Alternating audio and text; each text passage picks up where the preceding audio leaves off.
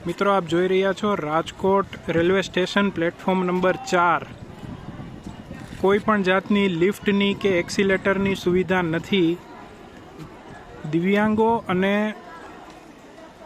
Senior સિટીઝનો ખૂબ જ હેરાન થાય એવી પરિસ્થિતિ છે। આ લગભગ 2 થી 3 વર્ષથી આ જ પરિસ્થિતિ ચાલી આવે છે।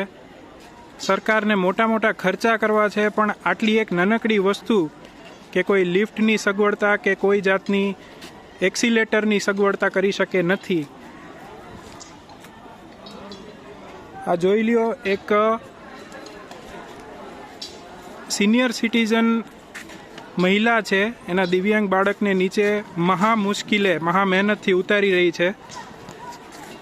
રેલવે ખાતાને કે રાજકોટ મ્યુનિસિપલ કોર્પોરેશનને કે સત્તાધીશોને કાંઈ પણ પડી નથી। મોટા મોટા ખર્ચા કરવા છે અને કોઈ પણ જાતની સગવડતા સામાન્ય પ્રજાને મળતી નથી। આ એની સાબિતી છે। Rajkot railway station platform number 4 ઉપર સિનિયર સિટીઝનો અને દિવ્યાંગો એમના માટે કોઈ પણ જાતની વ્યવસ્થા સરકારે કરી નથી। આપ જોઈ શકો છો, એક દિવ્યાંગ વ્યક્તિ મહા મુશ્કેલે મહા મહેનતે પ્લેટફોર્મ નંબર 4 ઉપર ઉતરી રહ્યો છે।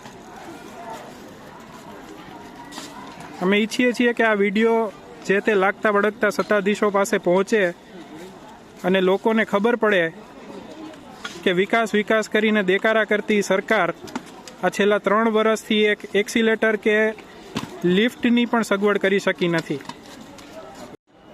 નમસ્કાર મિત્રો, હું છું આપનો દોસ્ત જય છનિયારા। રાજકોટ જંકશન ઉપર છું। છેલ્લા ઘણા સમયથી મારી રોજીરોટી અને આજીવિકા ચલાવવા માટે અલગ અલગ જગ્યાએ મારા હાસ્યના કાર્યક્રમો કરવા માટે જાઉં છું, પણ જ્યારે પ્લેટફોર્મ નંબર 4 ઉપર ગાડી આવે ત્યારે અમારું બ્લડ પ્રેશર વધી જાય છે। નથી કોઈ લિફ્ટની સુવિધા કે નથી એક્સિલેટરની સુવિધા, નો દિવ્યાંગો માટે કે નો સિનિયર સિટીઝન લોકો માટે, વડીલો માટે, તો નથી કોઈ બેટરી કારની સગવડ, બેબી કારની સગવડ। તો મારી સરકારને વિનંતી છે કે પ્લીઝ મહેરબાની કરી અને મોટા મોટા વિકાસના દાવા પછી કરજો, પહેલાં સામાન્ય માણસ માટે કંઈક સરખી વ્યવસ્થા કરો। મીડિયા કર્મચારીઓને મારી 2 હાથ જોડીને વિનંતી છે કે સરકારના કાનની બેરાશ ઓછી થાય એવું કંઈક કરો, જેનાથી એ લોકો અમારું દર્દ સમજે। અત્યાર સુધી આપ સૌએ મને ખૂબ મદદ કરી છે અને આગળ પણ કરશો એવી અપેક્ષા। નમસ્કાર।